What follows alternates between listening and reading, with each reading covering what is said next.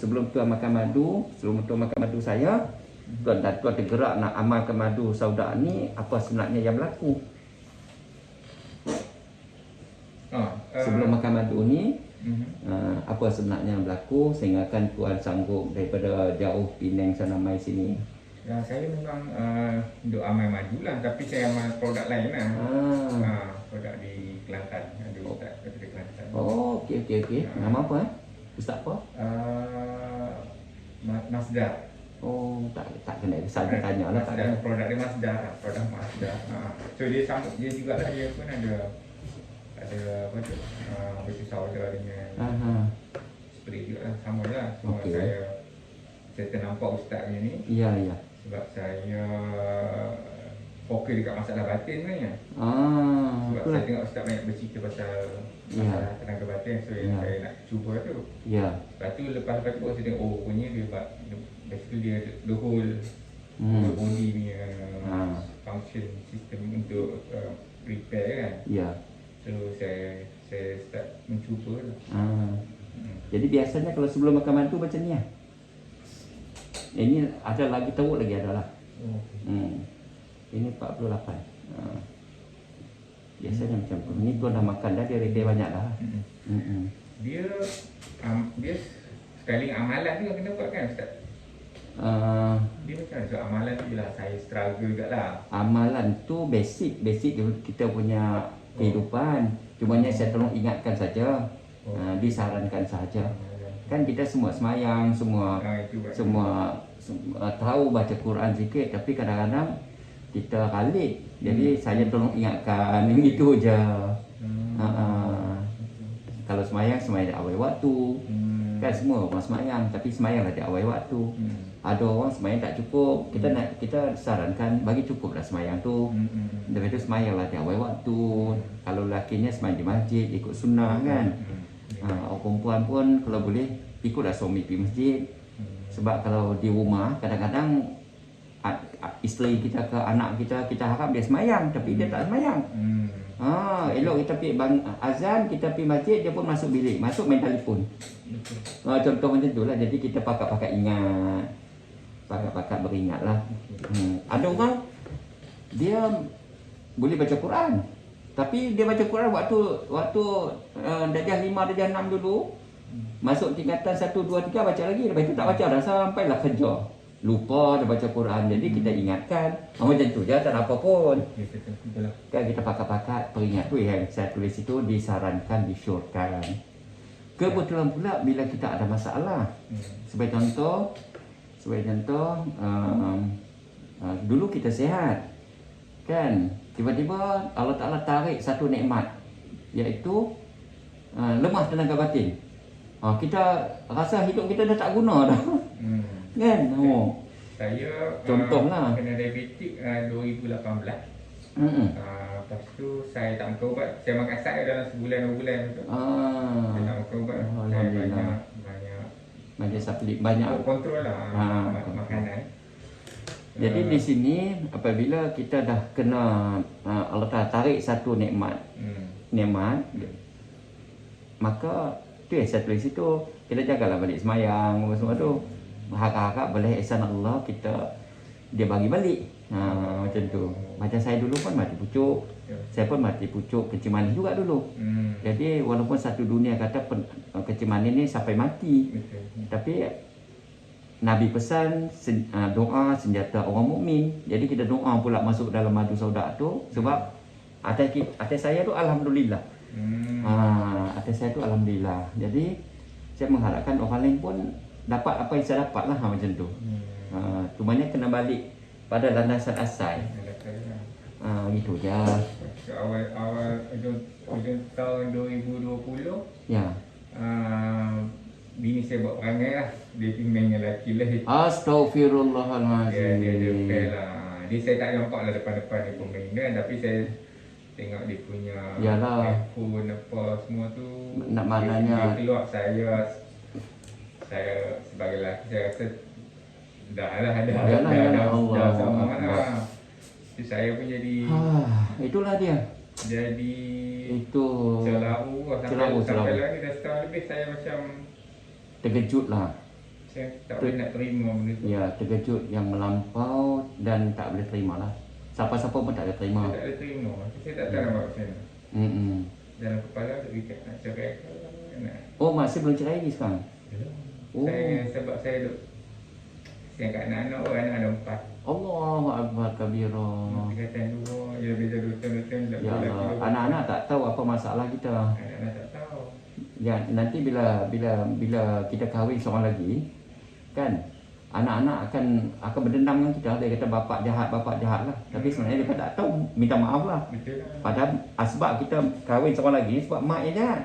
Kalau minta maaf kalau kasar. Minta maaf. Tapi kebanyakannya macam tu lah. Sebab bapak ni dia tak pandai nak bercerita. Pendam. Macam tu lah, tuan pendam. Tapi saya rasa saya takut saya dia benda tu akan rosakkan saya pula. Sebab dia mental. Iyalah, betul. Hari-hari saya setahun. Sampai lo hari-hari. Hari-hari apa? Hari-hari dia duduk main. Fikir benda tu. Fikir dia duduk main flash balik kan. Ya. Lepas tu kadang saya bawa je saya macam maafkan bahasa kasar gitu. Jerit ke. Iyalah. Nak lepas kan. Nak lepas kan. Dan sorang-sorang. Tapi sebenarnya bahaya kan. Bahaya macam tu. Sangat-sangat bahaya. Tuan, saya sure lah. Saya sure tuan patut buat aduan di Pejabat Agama. Bukan satu fail. Tapi dah lama. Lama pun tak apa sebab dia ganggu hidup tuan. Oh ya. Lama pun tak apa tapi kesan dia akan bawa ke akhirat benda ni. Jadi paling tidak ada bukan kata suruh cerai. Tapi tuan kena pergi buat laporan di Pejabat Agama. Paling tidak pun anak-anak akan tahu satu hari. Sebab kita orang lelaki ni tak pandai nak cerita. Dan anak-anak akan lebih terpengaruh dengan mak dia. Jadi kesan dia. Jadi biarlah ada satu file di Pejabat Agama kesalahan apa yang dah dia buat. Bukan saya suruh cerai. Tapi kena ada hitam putih di Pejabat Agama. Seandainya apa-apa berlaku, anak-anak akan lebih tahu dan sebagainya.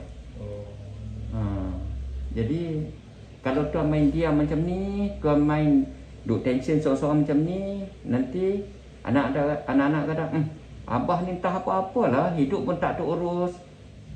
Punca semua kita akan lebih serabut, lebih tension lagi. Short saja, bukan kata ni, tapi prosedurnya lebih baik buat macam tu. Sebab sebenarnya dari segi hukum tu,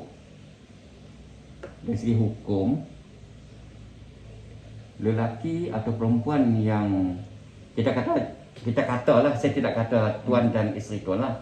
Cuma saya nak ingatkan balik, lelaki ataupun perempuan yang dah berkahwin, kalau dia berzina dengan orang lain, wajib hukumnya ditanam di simpang 4 separuh badan. Dan wajib siapa yang lalu kena ambil batu baling dia sampai mati. Siapa yang tak ambil batu baling dia, orang tu berdosa.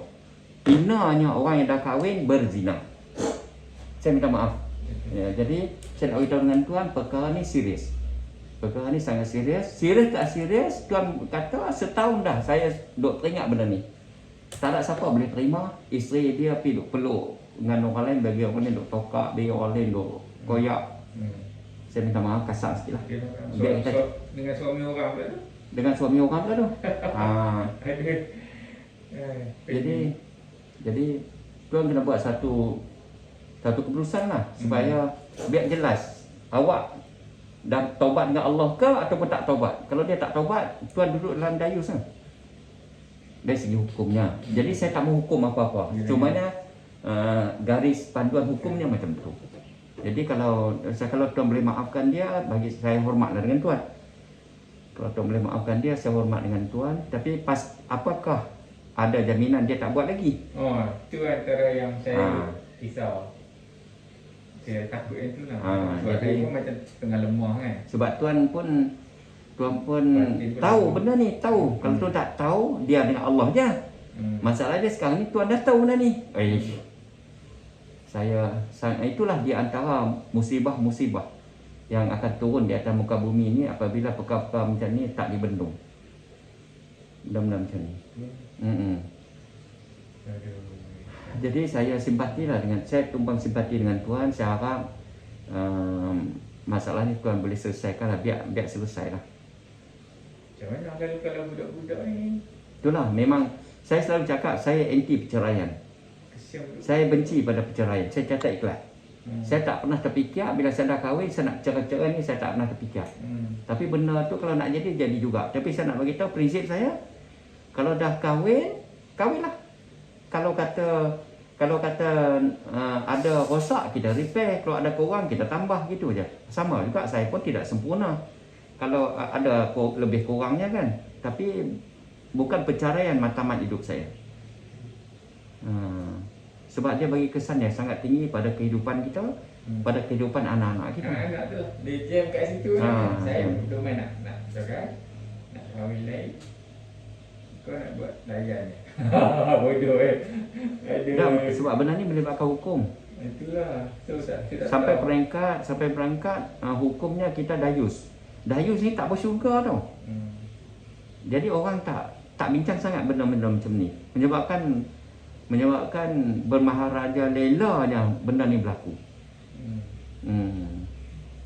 Kalau di setengah tempat tu pihak lelaki akan takap lelaki tu potong-kotek lah. Di setengah tempat lah. Tapi kita tak maulah buat macam tu. Biar serah pada Allah lah kan. Itulah, saya serah pada Allah. Kalau lelaki tu saya kata pula Allah balas lah apa-apa kat hang kan. Tapi masalah dia, isteri kita orang lain duk peluk duk. Lagi pula sedar. Hak curi macam tu sedar. Sebab syaitan kan. Jadi tak apa. Kau fikir-fikir lah. Kau fikir-fikir dan dia kacau saya punya kehidupan. Kacau minda, kacau kerja. Lepas tu nak pergi mana-mana je pun macam takut. Dia keluar ke dia tak keluar. Dia pinggan. Sebab dia orang suri rumah banyak masalah. Silap hari bulan katil kita depa main gomoi atas katil kita. Allahu akbar. Saya tak tahu, tapi apa yang saya tengok daripada CCTV, internet, WhatsApp history semua tu. Sebenarnya benda macam ni biasa mai sini. Facebook, saya tahu. Perkara-perkara macam ni dah selalu dah mai semang sini. Jadi saya pun sangat takut sangat. Cikgu di sekolah bercinta dengan cikgu di sekolah. Di pejabat bercinta di pejabat. Sampai ke dalam ladang pun bercinta dengan aku buat dah. Dalam ladang duk potong getah pun buat jadi kerja. Itulah dia yang menarik musibah Allah dah. Yang menarik musibah-musibah kemurkaan Allah kan. Tapi itulah saya macam saya cakap hidup tak tenang dia buat. Tak tenang. Buat ke. Sebab lelaki pun tak ada anak. Dia tak bini pun macam ambil dia macam untuk hang nak buat apa kan. Bini punya sendu pula. So lelaki ni free lah, free and easy lah. So takut dia pun dah sedap mainnya, dia ketagih ke orang kita tahu benda curi ni tagih sedap. Benda-benda tu main. Lepas tu ada laki pun buat tak kisah. Alamak. Lagi menjadi-jadilah. Jadi istighfar banyak, astagfirullahalazim, istighfar banyak-banyak dengan Allah. Minta bantuan Allah, minta kekuatan daripada Allah. Sebab nanti yang rosaknya Tuhan lah, yang rosaknya. Dan rosak nanti sampai satu peringkat Tuhan akan jadi kemurungan. Tuhan akan jadi stres. Tu syaitan masuk. Syaitan masuk. Bahaya. Kacau ni, sistem badan kacau. Ya, habis sistem badan. Dia baca dia stres. Merosak badan pula. Bila kita stres, kita boleh demam, kita boleh kena COVID, macam-macam. Bila stres ni kita makan tak jaga dah, kehidupan kita tak jaga, mula nak jadi macam-macam. Allahu akbar, wa'iyyazubillah, minta simpanglah benda macam ni. Apapun Tuhan kena buat keputusan. Anak-anak nanti kalau anak-anak tahu perkara macam ni, anak-anak akan ikut perangai tu, habis kita, keturunan kita habis. Takut. Lepas tu pula akan timbul anak ni anak aku kan, anak orang ni sudah dia main macam tu kacau. Lagi kacau. Sebab kita dah hilang kepercayaan kan. Gitulah. Allahu akbar. Saya gitulah. Tapi semenjak Tuan amal madu saya ni, Tuan ada rasa ringan sikit tak? Dari segi stres apa semua sekali? Alhamdulillah lah.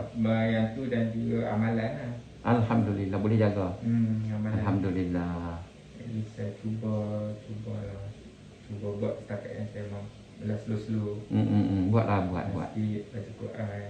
Ya. Kadang-kadang sabut semayang kat masjid ke. Alhamdulillah. Jadi penting tak saya punya ingatan dalam kedai panduan tu kan? Penting kan? Kadang-kadang orang tak pernah berzikir, selawat, tak pernah kan? Tasbih pun takut tengok. Jadi kita ingatkanlah benda tu penting, benda tu kena buat. Sebab kehidupan dunia ni sementara saja kan. Jadi baru pakat beli tasbih apa semua. Dulu waktu saya tunjuk tasbih saya hak 1000 tu orang kata saya riak lah macam-macam. Mula-mula dulu orang kata saya riak lah. Saya tak kisahlah kata pilah, tapi sebenarnya kita nak ambil contoh zaman sahabat. Sebab Nabi kata sebaik-baik kurun, sebaik-baik zaman aku dengan sahabat aku. Depa pun kaya juga. Depa pun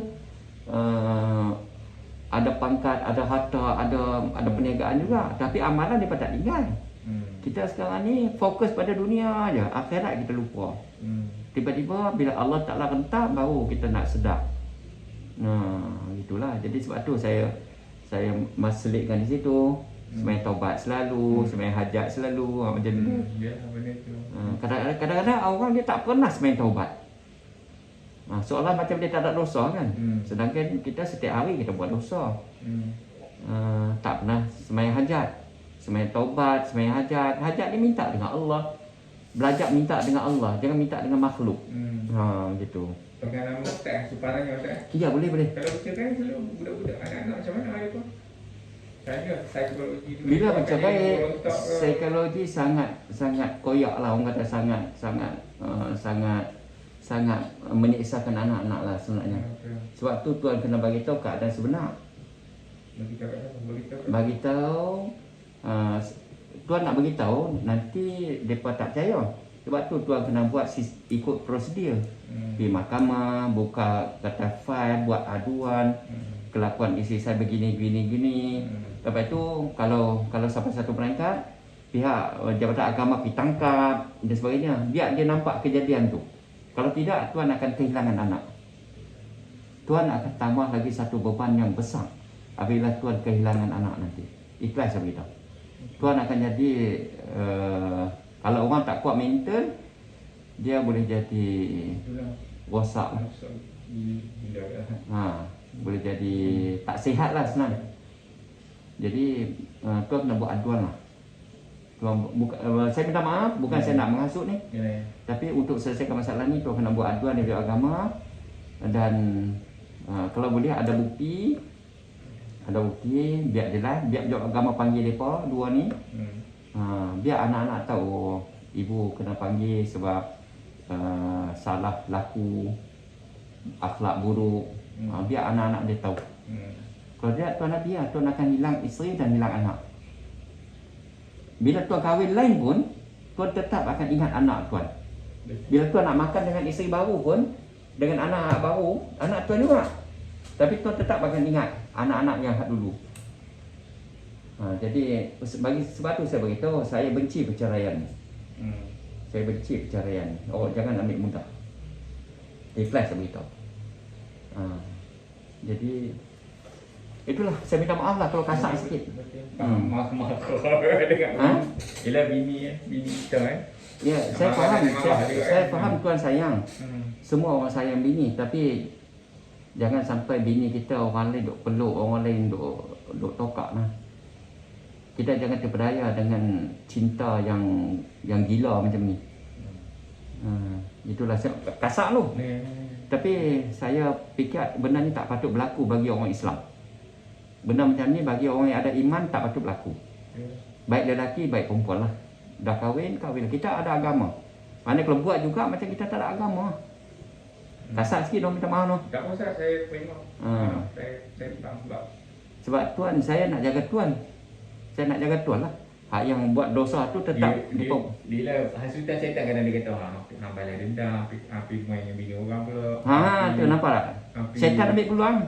Hampir cari bosia ke. Dia duk hasut kan. Paling tidak bosia pun cari maknya. Maknya kan. paling kerap dia suruh balai bini orang lah.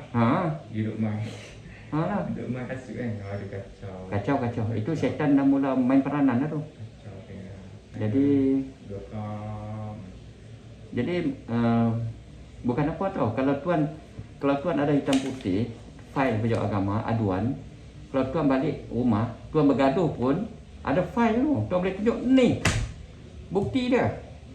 Apa yang dah berlaku. Ni pejabat agama semua dah tahu dah. Biar anak-anak tahu yang tuan bergaduh tu sebab salah laku dia. Tuan percayalah cakap saya, kalau tuan cerai, anak mesti pergi dengan maknya sebab pengaruh mak kuat. Dalam usul rumah pula ada kan. Ya. Lepas hari-hari cakap. Kita tak ada masa nak cakap. Saya bukan nak asuk ni. Tuan kalau hilang isteri, tuan boleh cari isteri baru tau. Tapi kalau tuan hilang anak, tuan akan sengsara selama-lamanya. Boleh tuan minta maaf kasar sikit hari ni. Terima kasih banyak.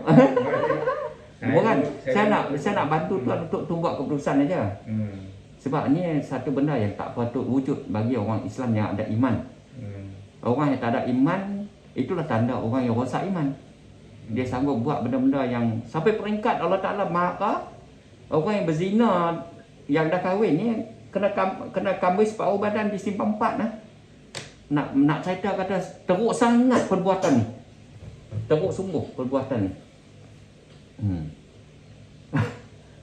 Jangan. Tak boleh biarkanlah. Jadi kalau tuan bincang dengan dia pun tak selesai.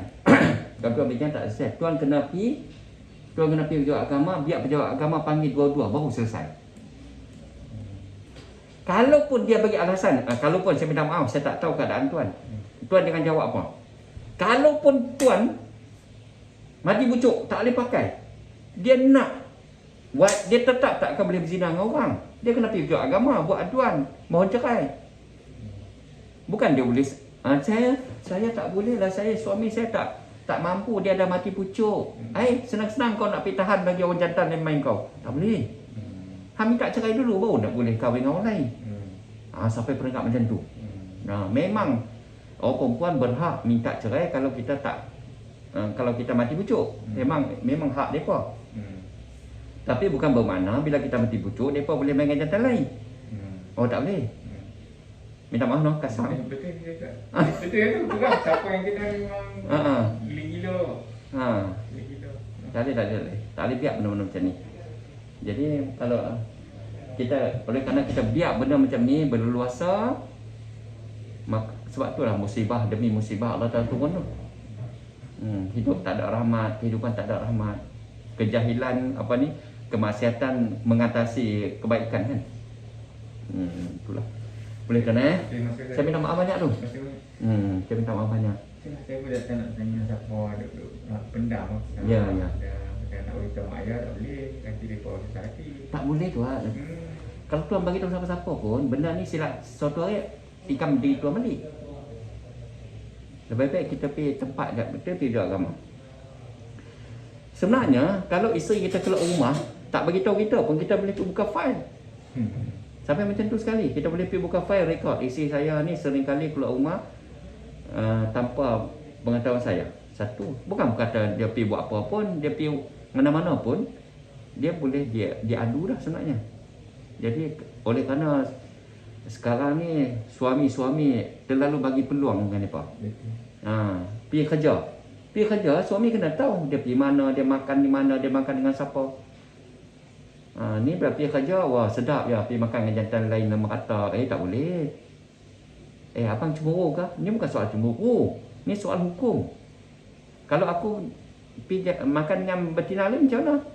Macam tu lah, mentera kita pula, dia pula perempuan. Kita boleh lagi nak kahwin 4. Maknanya ni makwa saya nak kahwin seorang lagi. Bermakna menang kita lagi dari segi hukum. Kan sebab ni duk dengan bincang nak kahwin ni. Contoh kan. Dia tak ada terima kata. Dia tak ada terima. Saya pula kata pun kena marah apa? Jadi mentera pula orang perempuan lagi tak boleh lah. Bukan saya ni pemikiran kuno, bukan kata kita ni cemburu, bukan, tapi ini hukum macam tu. Bebas sangat. Kalau terlalu bebas, maka terjadilah pergaulan macam ni. Sebab tu ialah sesuatu tu ada kebaikan keburukan dia. Itulah dia kehebatan teknologi tu. Inilah kehebatan teknologi. Kehebatan yang memusnahkan iman. Kehebatan teknologi yang memusnahkan iman. Sebab tu saya selalu cakap, kalaulah teknologi ni bagus, nak cara buat dakwah, macam mereka buat dakwah, macam mereka duduk rakam-rakam, duduk dalam bilik, letak kamera, soal jawab agama apa semua tu kan. Kalaulah cara tu cara yang betul, mesti Allah bagi pada Nabi dah. Nabi tak payah pergi ketuk pintu rumah ke rumah, pergi jumpa orang seorang demi seorang untuk ajak masuk Islam. Allah bagi satu teknologi dengan dia hantar WhatsApp aja. Dah. Sunnah Nabi jumpa orang satu persatu. Jadi cara apa yang dibuat sekarang ni saya tidak kata salah.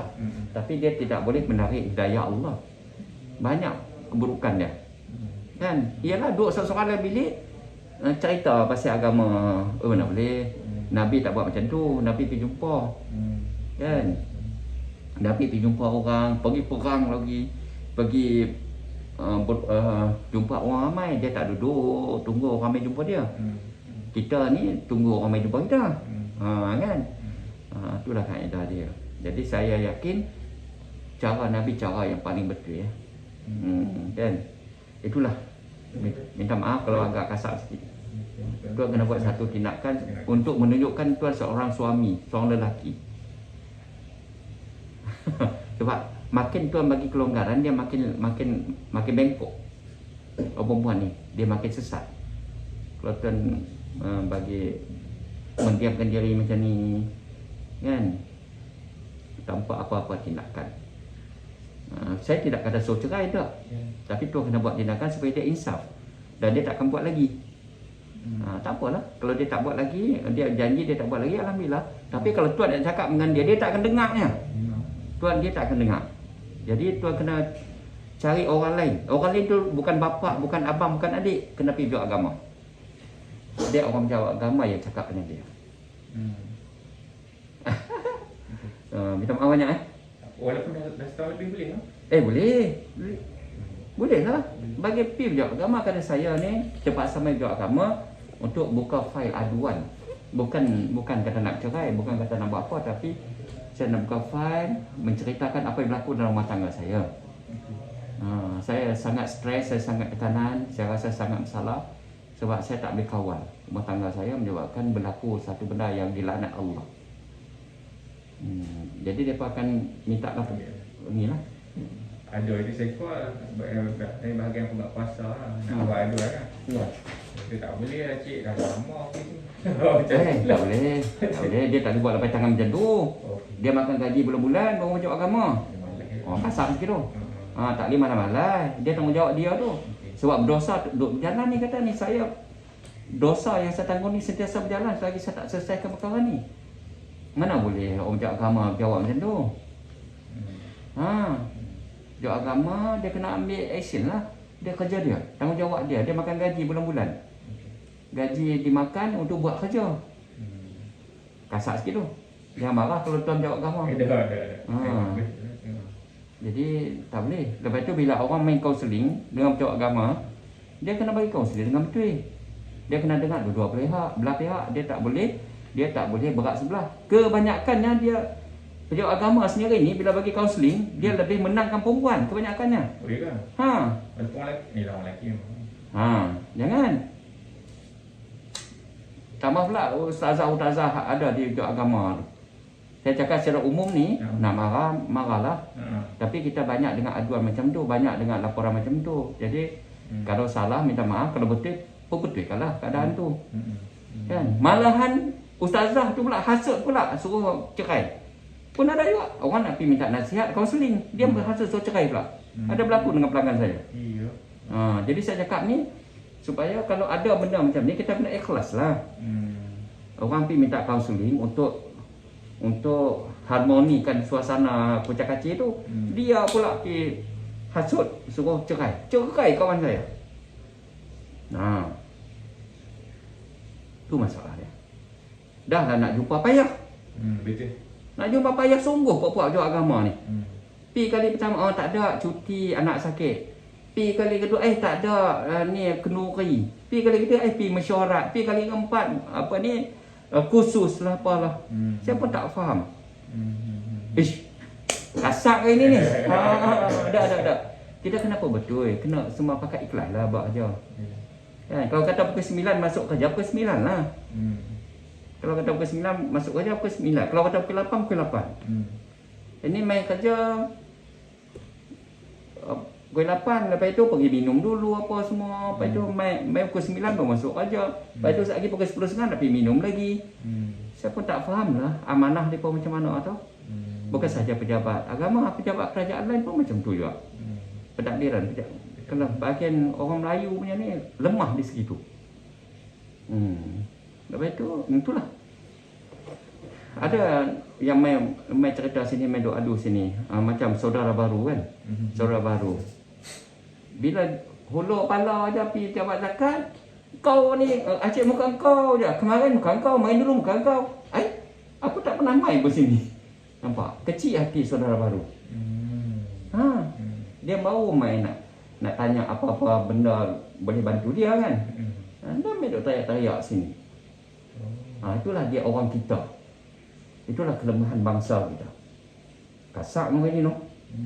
Bukan, saya terkesan apabila tuan cerita isteri tuan zina dengan orang lelaki lain ni, saya terkesan sikit lah. Terkesan sikit lah. Saya bagi kesan pada saya sikit. Tuan lebih pun tak clear. Tak clear, kita duk tanggung benda ni kan. Minta maaf no. Tak pasal. Minta maaf banyak-banyak. Beginilah kalau sebelum makan madu. Macam ni lah keadaan. Saya bukan anti pejabat agama dah. Saya nak bagi tahu. Saya bukan anti pejabat pengurusan pejabat-pejabat lain dah. Tapi kena amanah lah. Kan? Kena amanah. Sebab kita duk makan gaji. Kita mohon merayu-rayu minta kerja. Kan? Nak janji nak kerja dengan baik. Tapi bila dah dapat kerja, kita banyak. Itulah kemarin PPIM Persatuan Pengguna Islam Malaysia tu buat kenyataan rasuah di Malaysia ni, hakim pun ada rasuah, orang politik ada rasuah, pejabat awam ada rasuah, pejabat agama pun ada rasuah. La ilaha illallah. Kemarin 33%. Orang politik 51% kau apa. Kemarin ada saya tengok satu kenyataan tu. Benda tu kalau tak fakta, dia pun tak cakap PPM tu. Terkejut saya. La ilaha illallah. Jawab agama apa tu? 33%. Bermakna wujud rasuah dalam institusi agama. Kan pelik. Habis duk tanya pasal apa lah, musibah tak selesai. Tu lah duk tarik musibah tu.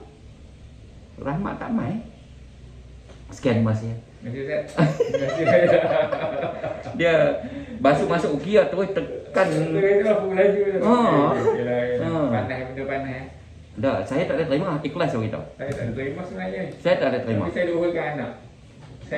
Saya bila berjalan tengok ya, walaupun anak orang saya nampak kesian kerana saya nak pergi dengan. Betul. Dia tengok macam budak-budak main macam merayau kan. Dan apa yang saya cakap tadi, tuan percayalah akan jadi dengan tuan. Bila tuan bercerai, tiba-tiba tuan gaduh di rumah. Gaduh, dia pun melawan tuan melawan dengan dia, duk lawan bahai hang aku. Anak-anak tengok, anak duk dalam bilik dengar aja. Lepas tu tuan pergi agama. Buat proses cerai. Anak-anak tetap akan salahkan tuan. Percaya cakap saya. Percaya cakap saya. Sebab mereka tak tahu apa punca. Punca tu yang penting. Mereka nampak gaduh je. Lepas tu, kita belah cerai, kita kan baru. Mereka tuduh pula. Tengoklah bapa engkau bila betina cerai dengan mama sebab nak kahwin baru. Jadi tuan kena, tuan tak boleh cerita dengan anak-anak, mereka tak dengar. Dia suasana tu akan bagi tahu dengan mereka. Suasana bagi tahu dengan mereka. Tuan cerita pun tak dengar. Kalau dia tahu ni mau bergaduh pula ni. Melainkan tuan tangkap seorang anak hak tuan percayai. Hak rapat dengan tuan. Itu. Abang, cuba contoh. Kak, abang atau kakak kan. Dia macam mana bas kejap. Baba rasa tak sedar hati. Tuan bawa anak tuan, hak seorang tu tengok kelaku mak kau. Contoh. Tak apa dah kalau macam tu tak apa. Salah satu kaedah lah. Biar dia bagi tahu adik-adik abang-abang dia yang lain. Itu salah satu kaedah yang selamat. Kalau nak cerai lah. Bukan soal cerai tak cerai. Oh. Soalnya nak mendedahkan keburukan tu. Boleh kita dedah keburukan isteri kepada anak? Boleh. Kita Saya tak rasa tanya. tak, kita nak bagi tahu bukan soal dedah, bukan soal aib. Soalnya sekarang ni kemungkaran. Kemungkaran yang berlaku tu, tuan nak jaga rumah tangga tuan supaya tak cerai kan. Okay. Tuan kena dedahkan benda ni supaya benda ni selesai. Bila anak tahu, mungkin anak akan marah, akan mengamuk dan sebagainya. Maka insya-Allah harap isteri tuan akan insaf. Dan tak jadilah ceraian. Dan seandainya terjadi juga perceraian, anak tuan dah nampak bukti. Bukti kata salah laku, maksiat yang dibuat oleh mak dia. Supaya dia boleh bagi tahu dengan adik-adik yang lain, kakak-kakak yang lain. Kalau tuan bagi tahu, dia tak percaya. Dia kata tuan cemburu, dia kata tuan buat fitnah, tuan akan jadi lagi lebih tension. Itulah kaedah dia. Kaedah yang selamat untuk tuan lah sebagai seorang lelaki lah. Jawab agama dengan anak yang nampak kemaksiatan tu. Allah Akbar. Minta maaf lah. Saya minta maaf semua. Faham. Saya buta kan. Saya tak tahu nak buat macam mana. Saya dah pergi jumpa mak ayah dia. Mak dia pula belasah saya. Sudah. Kan? Saya pergi jumpa nak minta tolong. Saya cerita lah, saya tunjuk gambar-gambar saya kat saya nak minta tolong. Lepas tu saya pula kena. Tak apa. Aduh, jam lah. Jam belum jadi jam. Bapak dia faham lah. Bapak dia lagu bapak dia tak boleh nak buat apa lah kan. Kalau macam tu, berwarna. Saya diam je lah. Saya tak cerita lah belah-belah saya tak cerita lah sebab malas bila dia balik rumah nanti mak ayah saya berang kat dia belakang saya tak cerita lah kat mak ayah saya. Tapi tuan nak duduk sampai bila macam ni? Saya tak tahu. Sebab saya main sini, satu benda ni lah. Kedua saya nak try pendapat Ustaz ada experience Ustaz macam mana. Macam Ustaz cakap ni alhamdulillah lah saya. Tu kalau silap saya minta maaf lah. Tak apa Ustaz. Saya pun tak tahu kak. Saya ikhlas saya beritahu lah. Saya tak boleh terima lah keadaan ni. Saya minta simpang lah dalam kehidupan saya ataupun keturunan saya. Saya ataupun anak cucu saya minta simpang lah benda ni berlaku. Sebab saya tak boleh terima. Ikhlas saya beritahu. Saya tak terima. Saya dah baca-baca. Orang kata, dia baca lah. Orang kata, perempuan saya boleh terima kalau lelaki buat hal. Tapi kalau orang lelaki ni, saya tak boleh terima. Susah lah. Saya tak boleh terima dan saya akan buat tindakan. Saya minta maaf. Sebab dia melibatkan kehidupan kita di dunia ni dan kehidupan kita di akhirat. Sia-sia kita hidup semayang, kita hidup jadi orang baik, tapi kita duduk dalam kategori dayus. Sia-sia dia hidup. Kita dah start buat dah laporan tu. Separuh semuka tu. Tak adalah malah anak saya gaduh. Sebab bila Ustaz, bila pejabat agama tu pun cakap benda lama dah ni, cik tak boleh nak ambil tindakan. So antara pejabat saya macam tak apa, simpan je lah dulu. Bagi saya tak boleh terima alasan jawapan penguasa pejabat agama macam tu. Saya tak boleh terima. Sebab benda ni melibatkan hukum. Dan saya pun macam tu pun benda kami pun macam dah memang nampak tak gaduh, dah senang, nampak senang. Tapi sebenarnya saya rasa dia pun sama, saya pun sama. Sedang didik. Ada benda yang tak selesai. Tak clear. Jadi tindakan yang paling bagus, paling tepat, tuan berdepan dengan isteri tuan dalam bilik, tuan tanya dia direct. Okey, tanyalah. Tanya awak ni dah taubat ke belum? Awak buat lagi ke tidak? Kalau awak nak duduk dengan saya, awak taubatlah. Saya bagi peluang dengan awak. Walaupun saya tak boleh terima, saya tak boleh bayangkan awak ni duk berguling, duk bersetubuh dengan orang, saya tak boleh terima. Tapi tak apa, saya akan cuba lupakan demi anak-anak saya. Tapi saya nak tahu awak buat lagi ke ataupun awak dah taubat. Kalau awak nak buat lagi, kita terpaksa buat tindakan lain lah. Nah gitu. Kalau tidak tuan tak selesai. Saya kena expect bila saya buat report ni akan bergaduh balik lah. Dia 2-3 bulan saya rasa. Biar pejabat agama panggil dia, bagi nasihat dengan dia. Itu kita harap dapat kerjasama daripada pejabat agama. Belum. Tak tahu jenis apa pula pegawai tu nanti.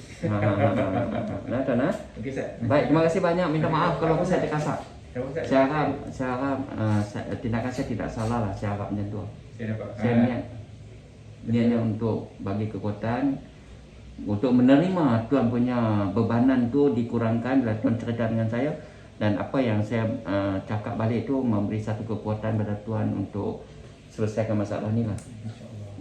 Jangan anggap benda selesai dengan diam aja, sebab dosa tetap jalan. Minta maaf tuan Saya boleh khidmat sikit lagi tak? Saya punya lah sakit kepala macam tak apalah aku buat benda lah yang beli motor besar, nak beli kereta besar. Dia nak pay enjoy waktu pula dia rasa dia duk main macam nak nak divert. Tak apa. Tuan punya fikir tu tak salah pun. Kalau tuan nak buat pun tak salah. Nasib baik tuan fikir api kat tu. Kalau tuan fikir api main punggung orang, ataupun paling teruk tuan fikir terjun Jabatan Pulau Pinang, dia boleh jadi tuan. Ada kat tu main dulu. Kan? Dia fikir macam-macam macam tu. Kan merosakkan diri kita. Dia hanya kerana seorang perempuan, dunia kita rosak, akhirat kita rosak, kekal dalam neraka bila terjun Jabatan Pulau Pinang. Teruklah waktu mula-mula kejadian tu. Saya dikukus macam tu lah makan. Tak ada makan, tidur. Iyalah. Duk tanggung. Mereka duk sedap, kita duk tanggung. Tak boleh saya. Saya minta simpang lah ya Allah, saya minta simpang benda-benda macam ni. Saya tak boleh terima dan saya akan buat tindakan. Tindakan tu tak kira lah. Sama ada hukuman dia undang-undang sivil ataupun undang-undang rimba. Gitu. Undang-undang rimba. Tak tahu, tuan balik fikir tengok. Pukul kan? Undang-undang rimba, tak tahu lah pukul ke apa ke, tak tahu. Saya bagi tahu tuan terang, saya tak boleh terima. Saya ataupun keturunan saya, kalau hampa nak buat, hampa buat. Hampa tengok apa nak jadi dengan hampa. Sebab ni agama. Ni prinsip, ni agama. Ni agama yang melibatkan syurga neraka saya, maruah saya.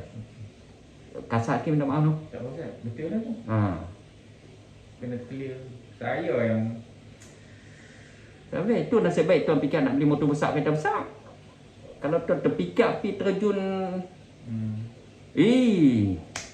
habis ya. Setan ni. Kata kena marah, kena tidur pula. Maknanya nak angkat awet lah ni. Kita pula kena kan. Tak apalah. Minta maaf kalau saya kasar tu. Tak apa Ustaz, masih Ustaz. Tak apa, kita main lagi lah. Berapa lama lagi Ustaz saya selepas 21 hari, mari kita cek balik. Berapa 21 hari? 21 hari tu makan, bagi dia setting. Dalam ni tuan sebenarnya saraf pun tak normal lagi, tuan masih stres lagi. Harap-harap bila dah normal tu dia akan lebih hilang stres dan sebagainya. Saya, masalah saya bila yang batin ni, saya cepat ejakulasi. Tu.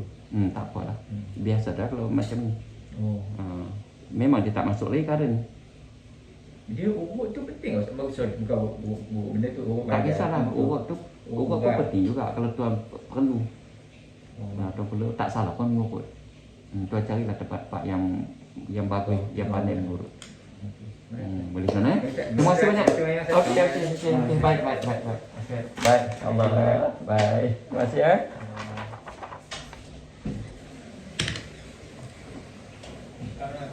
Beli saya nak ambil gambar tak?